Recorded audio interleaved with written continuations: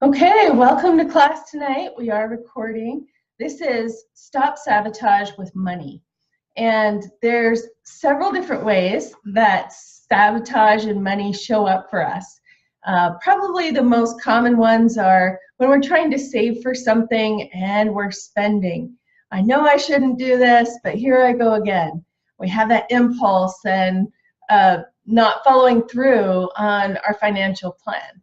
And so through the course of this evening, we're going to talk about what is causing this impulse when I know what I need to do, I just can't make myself do it. And give you some tips and tools along the way to understand these deeper levels of the mind, what's going on, and how to begin changing those automatic habits and patterns that are responsible for how money shows up for you and what you're experiencing with your money. So welcome to Stop Sabotage with Money. And there's several different ways that sabotage shows up for us with money. What we're going to cover in this webinar is understanding money patterns, how the automatic mind is affecting your money, and we'll talk a little more about this in depth. And we're going to go through the money sabotage assessment. So with the email reminder, there was an attachment that you can pull up and look at that page. And we'll go through those step by step. And then we're also going to talk about the 5 foundations that you need to grow your wealth. And we're going to really discuss what it takes to raise your glass ceiling with money. So in a nutshell, your brain is responsible for everything that you think, feel, and do. It is the birthplace of your experience. Our focus, our motivation, our emotions, our fears, our sabotage, I know what I need to do, I just can't make myself do it.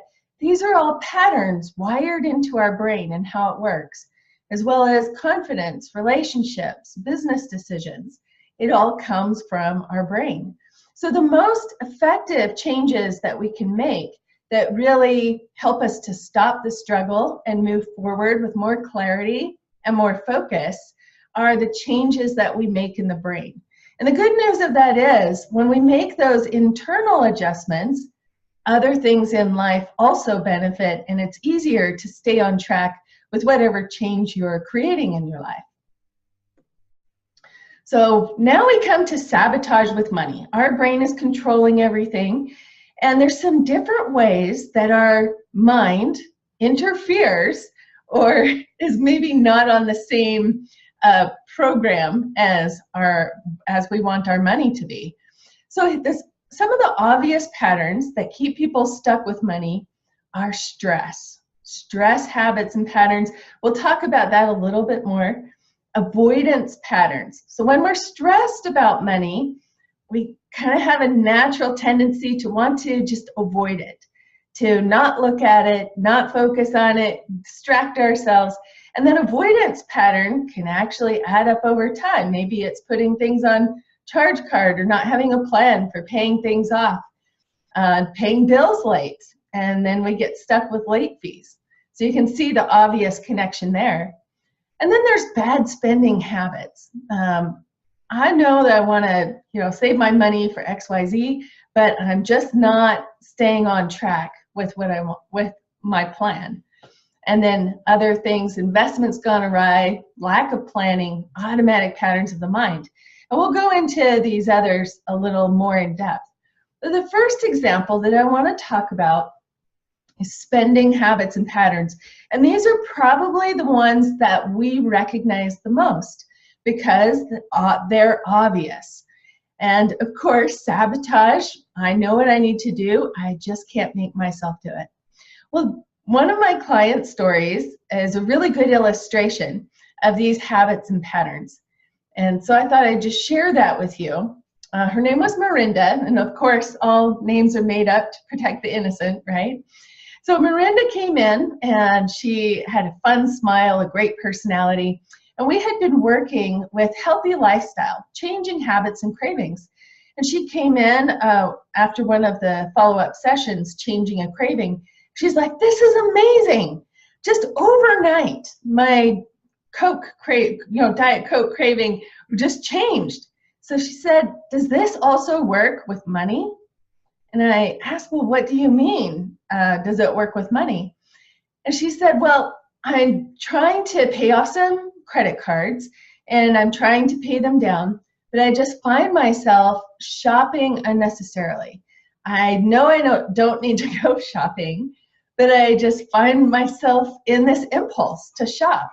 And I can't help myself. I stop at the shops on the way home and I just have this need to go look at the pretty things. And she said, last night I got another watch. I'm like, oh, okay, well, how much was the watch? She said, well, it's $20. I'm like, well, that doesn't really sound like a problem. She says, hey, wait, this is not my first watch. I have 21 watches. And don't even get me started about the shoes, right? She said, I even have shoes I haven't even worn. So when we dialed it in to understand the spending habit, I asked her, okay, what's going on before you go shopping? What are you thinking about? What are you feeling before you feel that impulse to shop? And as she sat and thought about it a moment, she recognized that there's usually some underlying stress. In fact, she started to notice a link that when she had presentations to do at work, that she would have a little bit of nervous energy around that presentation, and her mind would kind of go into things, saying things like, oh, I hope I don't mess this up. Oh, I hope I don't look like a fool in my presentation. And so you can understand how that kind of got her a little more nervous and a little more tension. And so her mind is an avoidant pattern, trying to feel better. She went shopping. And shopping, I asked, okay, when you go shopping, what do you think and feel as you're looking at the different options? She's like, well, I could buy this and I could buy this.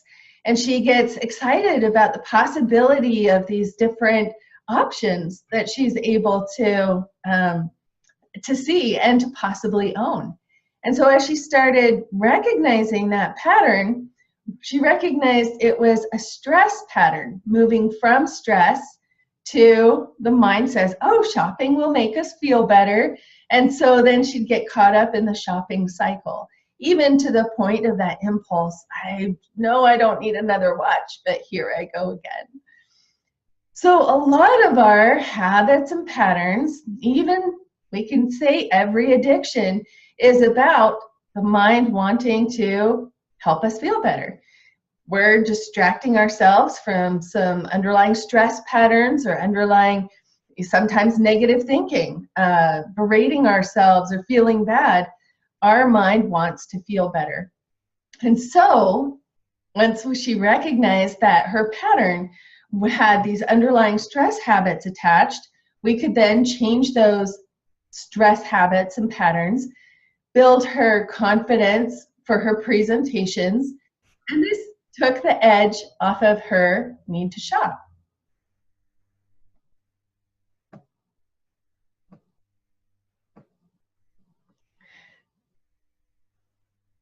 So this is how these habits and patterns work. They are often running in the background. And sometimes they're happening so fast we don't even notice them. In fact, there's estimates now that about 10,000 thoughts go through our mind every day. And what we notice, the thoughts are happening so fast that we don't notice them specifically, but what we do notice are the feelings that they leave behind. So if we're in a habit of telling ourselves that we're going to mess up, that we're not good enough, negative or self-criticism, that adds a layer of stress to what our mind is running. And then it makes our money habits and patterns, it can affect us in some different ways. And of course, as we're more stressed in our culture and our businesses, then we're actually less able to logically reason and make the decisions that are really good for what we're wanting to create. So we can see the connection between spending habits, right, and how that affects our checking account, our bank account. And so what we did in Miranda's situation is by changing these underlying habits and patterns of stress, she was able to stay more solid and confident in herself, and that took the edge off of the impulse to shop because her mind also learned strategies of what to do instead. She didn't have to go shopping to feel better. She could create it internally after we had set up some sessions.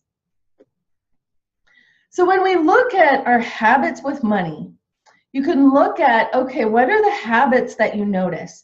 And on the worksheet that went out with this, you'll see a place to just kind of take stock of what those habits and patterns that you've noticed in your life. So on the recording, go ahead and stop, pause the video for a moment, and take a moment to really kind of think about that. What do you notice? Does money come in or go out as fast as it comes in? Do you find it's a struggle? Do you find there's big ups and downs with your money? When you get a big income, are there extra expenses that suddenly come up? All of these things can relate to some of these automatic habits and patterns. So we can recognize the stress habits. We can recognize the avoidance pattern and how that can get in the way of our money and our focus, financial focus. And now there's some deeper patterns as well, and they're rooted a little deeper in the mind. So to understand these, we can recognize what are your habits, and here's some of these questions to help you take stock of recognizing your habits. Another question, how do you talk about money? What habits do you have? Even what do you say to yourself when you're paying your bills or when you get a new expense? Are we saying, I can't afford it, or I'm not going to have enough? These are things that direct your mind to notice the problem more, and of course to increase the stress level as well. So now here's a deeper level. So one level, we have habits, stress patterns. And now if we look at how our brain operates around money, there are some different patterns that govern how money shows up in our life or how we experience it. And so this is our money meanings. Now, when I was a child, I saw my parents fight about money. And of course, it's a very common, challenge. Parents have maybe some different priorities, but I didn't recognize how much it affected me. And I was in training, understanding how to deal with money and the brain. And one of the assignments was to look back and think about some of our earliest memories around money. And one of my earliest memories was sitting at the kitchen table, and my parents were just arguing. They could not make a decision or a compromise about how to use this extra $500 that had come in. And my mother had a different set of priorities, and my dad had a different set of priorities. And of course, this wasn't the first time that this conflict came up. But over time, my brain took on the meaning, money means conflict.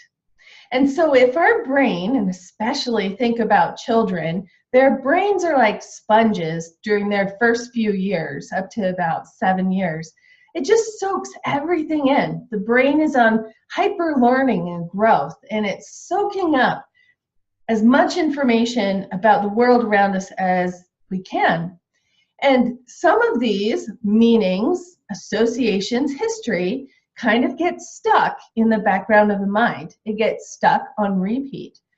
And it's these patterns, these meanings, that then affect how we deal with money. So I had learned in my young brain, money meant conflict.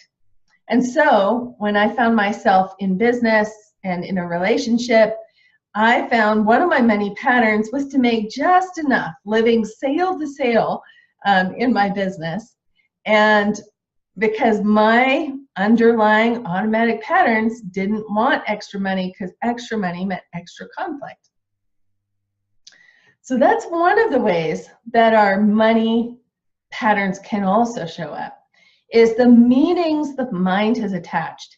If money means stress, if money means conflict, if money means responsibility or pressure, these things, our mind will go into those avoidant patterns.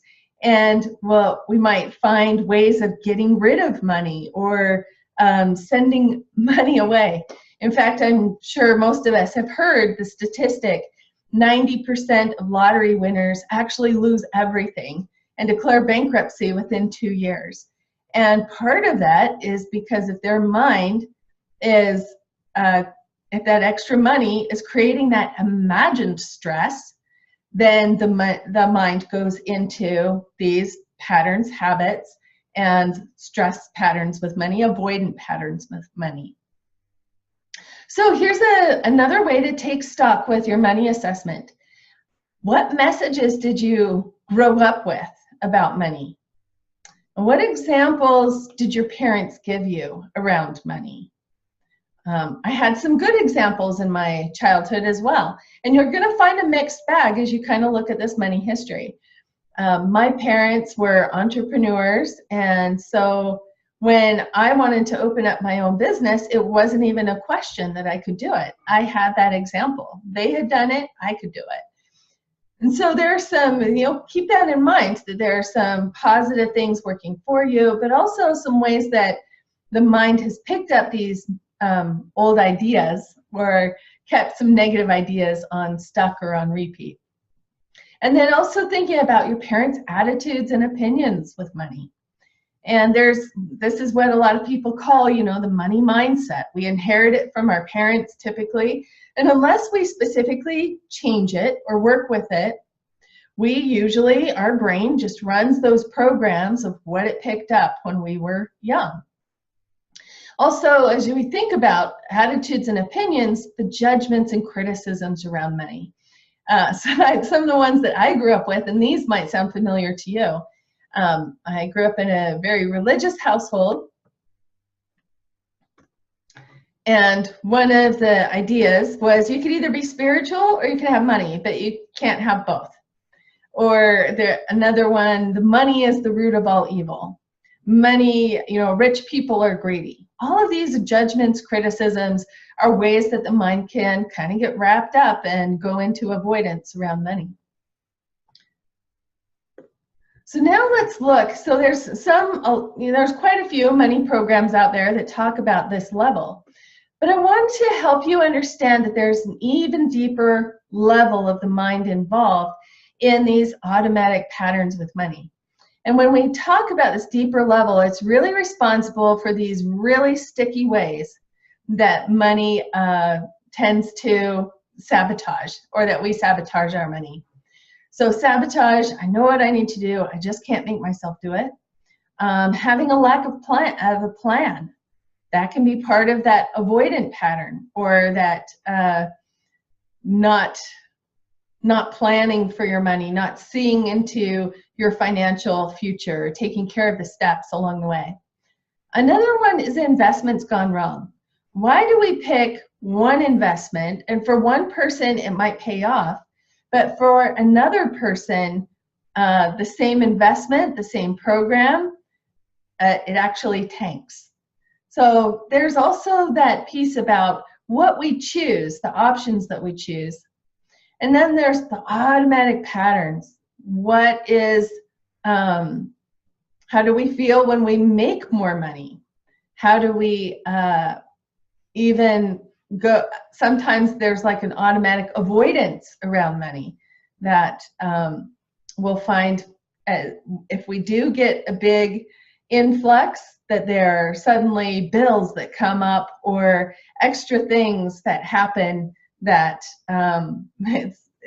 it's a little synchronous that some of these things can happen, that our money goes away as fast as it comes in. And then there's also looking at the opportunities that we see or don't see. So why is it that we point to our mind focuses on some opportunities but miss others. And we could even be missing a lot of the opportunities that are right in front of us if the brain is not on board with the amount of money that we want to create. So here's understanding these layers of the mind. And this is a good analogy is an iceberg. And in an iceberg, we have the top part that we see above the water. And you've heard of that phrase, it's just the tip of the iceberg. Well, that references to what we notice at the conscious level. So if our mind works like an iceberg, that top part is our conscious mind. Now that's where we do our active planning, goal-setting mind. I'm going to get out of debt. I am going to save for a trip, whatever the goal is that we are wanting to create. Now, just below the surface is information that we use recently or often, and it's stored just underneath the conscious mind, so it's easy for us to retrieve. And this could be information like your car keys, knowing what your phone number is, information that's easy for us to get. Now there's another layer below, and it's this layer specifically that deals with, or that is in charge of, our automatic money habits and patterns, and that we call the unconscious. So it's still part of our larger awareness, but we don't focus on it. It's not readily available. And this is part of how the brain works. It kind of lays, if we can think of going down the iceberg, at the bottom of the iceberg are our younger memories. And so we don't remember, things like being 2 and 3 and 4 and 5, but this is when our brain is on that high growth and it's soaking things in and taking in all of that information, and then it's just storing it into the background files. And anything that seems important, the brain will run on repeat. Like money means conflict. There's never enough. There's not enough to go around. In my family, there were things like, there were 5 kids. So it was like, if you wanted dessert, you had to eat it right then. And so, that's kind of shows up in a money pattern. If you want to make sure this money stays around, you've got to spend it right away. So we can recognize these automatic habits and patterns are really created. Most of them are created by the time we're about 7. Our brain has been soaking in that information and starting to run these habits and patterns. Now it runs these habits and patterns for ease. It frees up our mind to do other things. Anything that we repeat, the brain will turn into a habit. And this is useful that we don't have to learn to learn to tie our shoes again or try driving a car. Our mind's got it and we can move on to other things. Now the challenging thing is sometimes we have habits and patterns, obviously, that are working against us. And this is the very nature of where sabotage gets stuck. The conscious level, I know I want to do it, but there's a disconnect between the conscious part and this deeper automatic habits and patterns part. And that's why sometimes we don't feel in control. Oh, I just have this craving. I just got to go, eat what's not good for me. Or this impulse, I just need to go shop. I just need to spend. Because they're operating in different levels of the mind. However, there are ways to update to get what we want at the conscious level to update into the unconscious level. And we can change these automatic habits and patterns and help the mind move forward more quickly.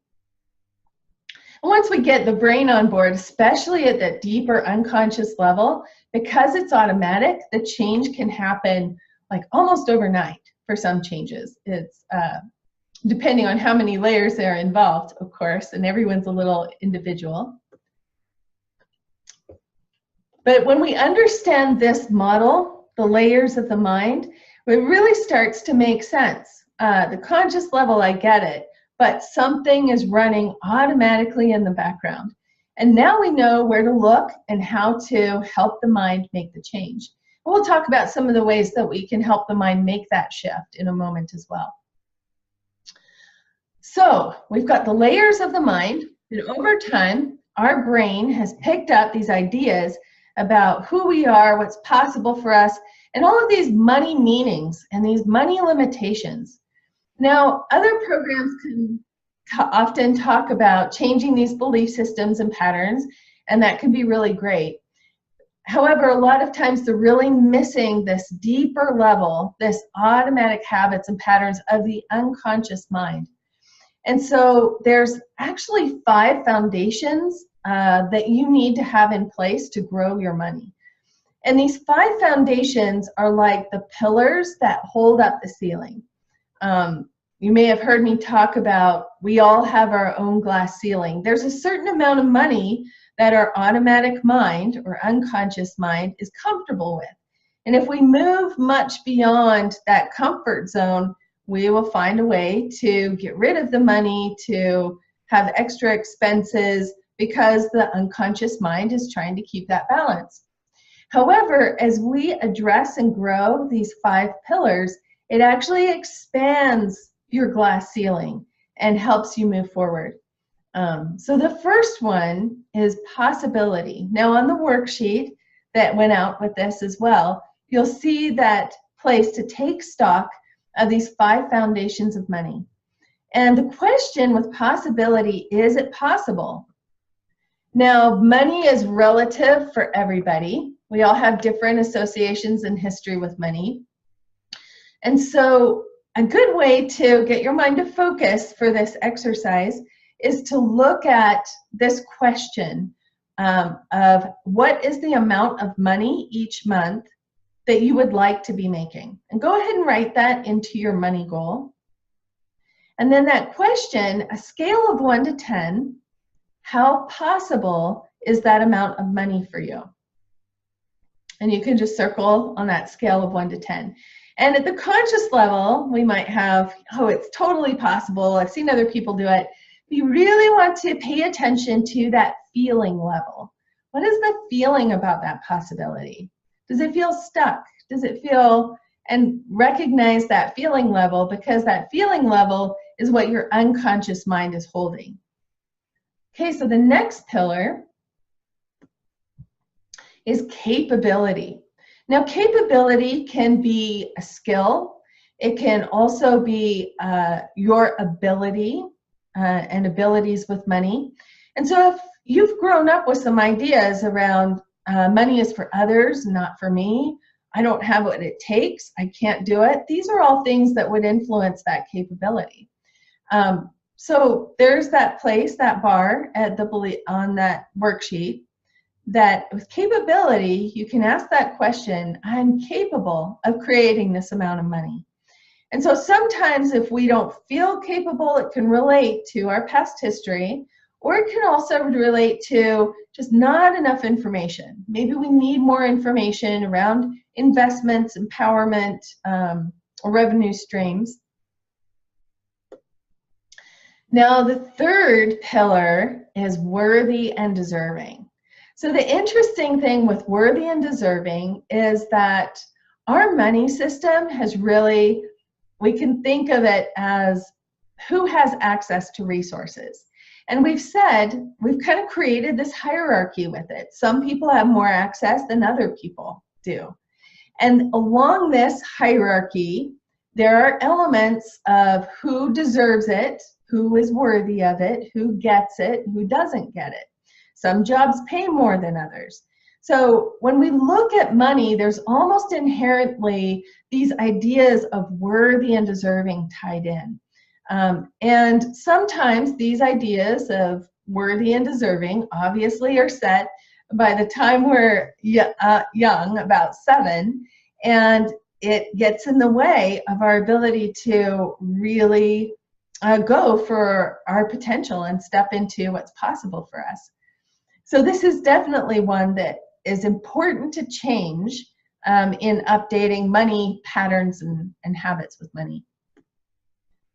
And now the fourth pillar is power. And power can have some negative associations to that word. A lot of times we think of it as power over other people, but the basis of power is the ability to do, the ability to influence the world, the ability to make your plans come out into reality. And so there are some elements of increasing personal power that can also affect, or that really shows up in your money and your bottom line as well. So when we increase our personal power, our ability to influence, our ability to affect, and our kind of the belief in our ability to do that in the world, I can, then we are also expanding our money. And so go ahead and, if you haven't already, go ahead and rate what you notice as far as these as well. And then the fifth one, the fifth pillar, is value. And once again, value, feeling valued, feeling valuable, is tied into how we've learned to perceive money. A lot of ideas going around about who has value in our culture, what workers have more value than other workers. Once again, it goes back to kind of that hierarchy, who's more important. And this is something that we can actually get the unconscious mind to update and change, because that hierarchy can get in the way of what's possible for us. And so by changing, helping the unconscious or automatic mind update these 5 foundations or pillars at the internal level, the automatic level, it can really boost your ability to reach for what's possible, improve your capability, allowing yourself to accept and deal with more money, and also expanding that sense of your personal power with it, your ability to affect and influence, and recognizing the value that you have and the value that you bring with your gifts and your talents into the marketplace as well. Okay, so if you haven't already done that assessment, go ahead and pause the recording and rate yourself on those 5 foundations with money. Now, if it's not as high as you would like, don't worry. We have ways of helping the mind update more quickly and more easily. And here's how we do it. So at the conscious level, we need to help these layers of the mind, these automatic habits and patterns, and we can help the mind update through a few different focuses or modalities. Now, one is very simple. Pay attention to the words that you use. The more you use negative talk with money, the more it reinforces the stress habits, the avoidance, the underlying negative patterns. And I hope that makes sense, right? So if we're saying things like, I can't afford it, or then you might start shifting that language to, oh, it's not in my priority, or I'm saving for what's more important. So really pay attention to those little cues of how you're talking about money, and because those actually speak to the layers of your mind. So what we want to create as we're expanding our possibilities with money is we want to get what the conscious level, we want to help it update into the deeper levels. I know I'm capable, I know I can do this, I know I'm worthy and deserving, I'll use money in ways that are useful and serve me, and to help update these layers of the mind. Now there's a few different ways that we do this, and neurolinguistic programming is the brain's coding system, and that you don't have to be in trance to get this stuff to work. It's amazing, and sometimes it's phenomenal changes. Things can just shift once your brain has a new habit or pattern. So a good example of this is a client, and she had come to me to work on stress patterns, and she had special needs child, and it took a lot of care and a lot of time. And of course, it seemed like there was a lot of stress around money. And so one of the sessions, she said, can we do something about this stress with money? And it seems like As soon as money comes in, has to go for something. It goes for a big expense. It goes for an unforeseen challenge that comes up. So we dialed back in. We looked at these layers. Okay, what is the unconscious mind holding that is keeping this habit pattern in place?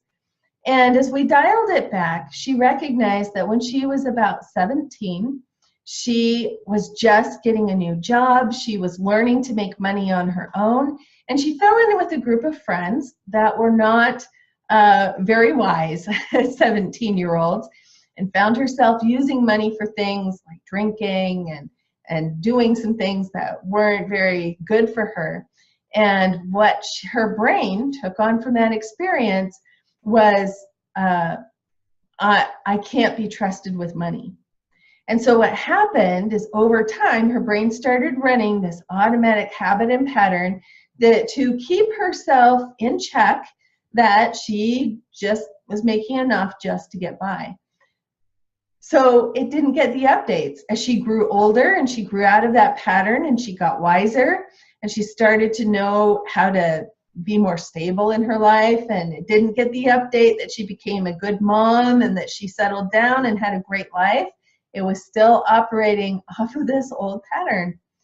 Well, what we did through this process of changing the brain's coding system, we changed that automatic habit and pattern to money serves me and my family, and I use it wisely.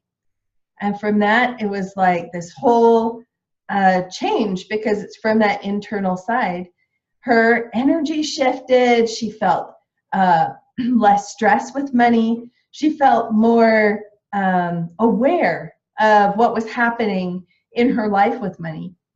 She called me up a week later. She's like, Holly, this is amazing. I don't know what happened, but I just felt different about money. I didn't have the stress around it. I just felt ease with it. Got into that feeling of like, I can trust things will take care of themselves.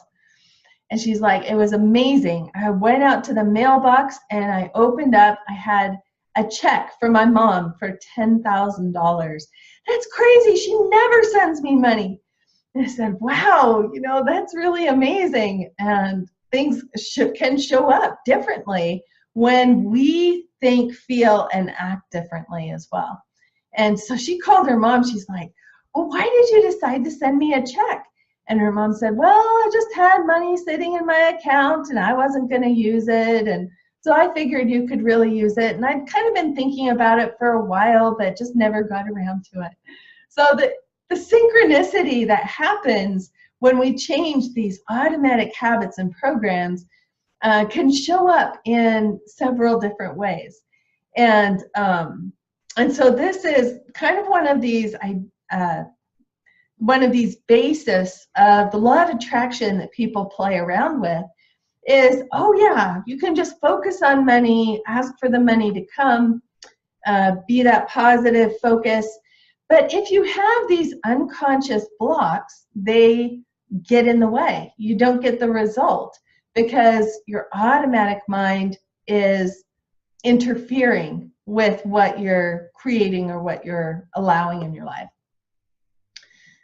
So another way to update these unconscious habits and patterns is hypnosis.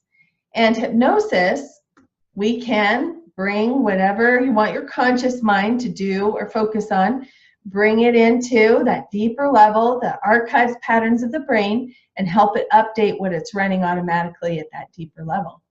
And another key benefit of hypnosis is this repetition. I love it because we can record the hypnosis, and then as you continue to listen, it continues to update your automatic habits and patterns of your mind.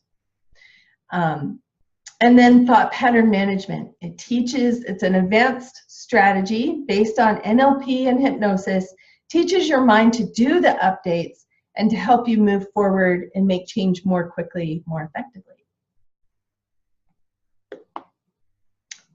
So if you're ready to really take charge of your money patterns, and as you've noticed your money habits and maybe some of the things feel like mystical, or you can't get your head around it, we're going to go through 7 levels of wealth. And there's understanding the levels of wealth by really dialing in and updating these layers of the mind.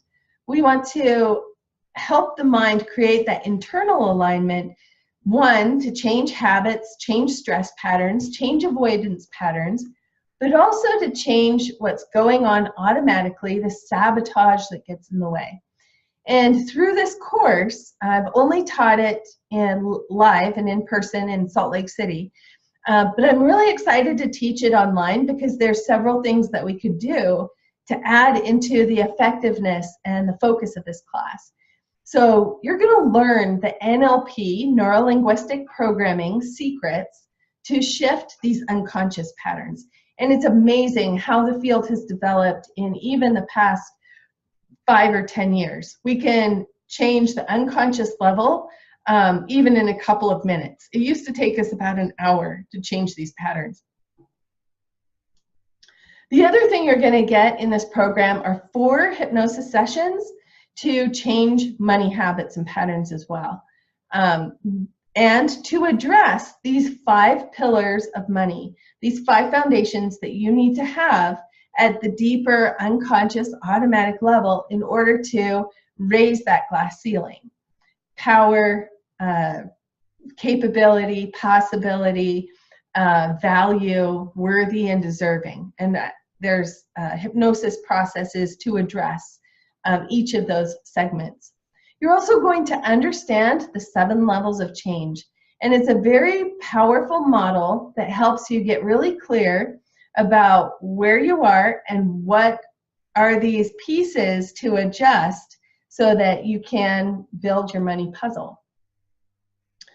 So the 7 levels of wealth go from surviving to thriving, plus I'm adding in extra bonuses of the hypnosis CD that helps you release fear and failure, negative self-talk, and increasing personal power. And so this one is specifically to help address those 5 pillars of money. And then the other that I'm adding into this program is Train Your Brain for Wealth and Prosperity. And that's really great at taking the edge off of stress patterns with money, avoidance patterns, even generational patterns. There are ideas circulating in our generation, even though we have times of plenty and the grocery stores are stocked, we have ideas that are still circulating from the Great Depression.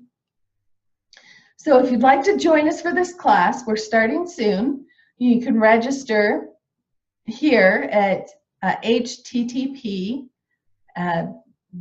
bit.ly, that's a bit.ly site, just shortens that URL, 7 levels of wealth, 7 levels wealth. And if you go to that site or to the braintrainerllc.com site, you'll see it in the drop-down menu, the 7 levels of wealth. Now with this course, I'm really excited about doing the sequential time rather than a one-day course. And so we're going to record the video classes similar to what we did today, but you're going to actually learn, here's how to change, here's how to identify and change these blocks, here's how to clear them and shift them, and then go through the hypnosis processes to help your mind overwrite this old money programming so that you can raise that glass ceiling. And the online course, I've done trainings for some of these skill sets, but really combine quite a few things to make this a really solid program. And so the online course is a $300 value. The NLP Secrets to Overriding Patterns, I've spent probably $10,000 on my NLP education, and it's been worth every penny. It's been amazing. And I want to share some of these key processes with you, the fast and lasting effects that you can also see in your life. And then these 4 signature hypnosis sessions to raise your 5 money foundations, to increase those pillars and raise that glass ceiling, and the 7 levels of change And you're also going to clear 101 money mental blocks. And the total value of this program is $458, but I want to keep it affordable for people because now is the time we really need to get people who are purpose-minded and who are ethical to really raise your money and create what you want in life and step into your potential. So the class price is $127, and we have 4 meetings plus all of these resources online, plus you'll get access for an entire year. So I hope that you'll join us. Go to the site, 7 Levels of Wealth, go from surviving to thriving, register at bit.ly/7levelswealth. You can also find the registration page through my website, www.thebraintrainerllc.com, and register there. I do have an early special up right now, and if you register by June 7th, you'll get the early bird special for $97 instead of the $127. And once again, in combining the series of classes, we're going to have a segment that you learn concept, you learn the NLP skill set, you apply it, listen to the hypnosis between that class and the next class. It updates your mind to enhance, to grow your personal power, to grow your foundation, to raise that glass ceiling. And then over the course of these 2 months, we're going to do masterminding as well and recognize just how much money can shift in a short period of time. When your brain is on board with your money goals, it makes all the difference. And it can make the difference between what you see and what you don't see, the opportunities that show up for you, what you say yes to, what you say no to as you're moving forward in life. So I hope you'll join me.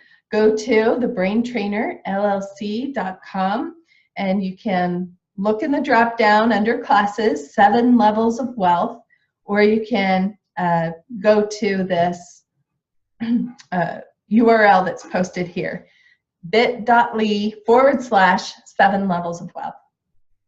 All right, thanks for joining us tonight.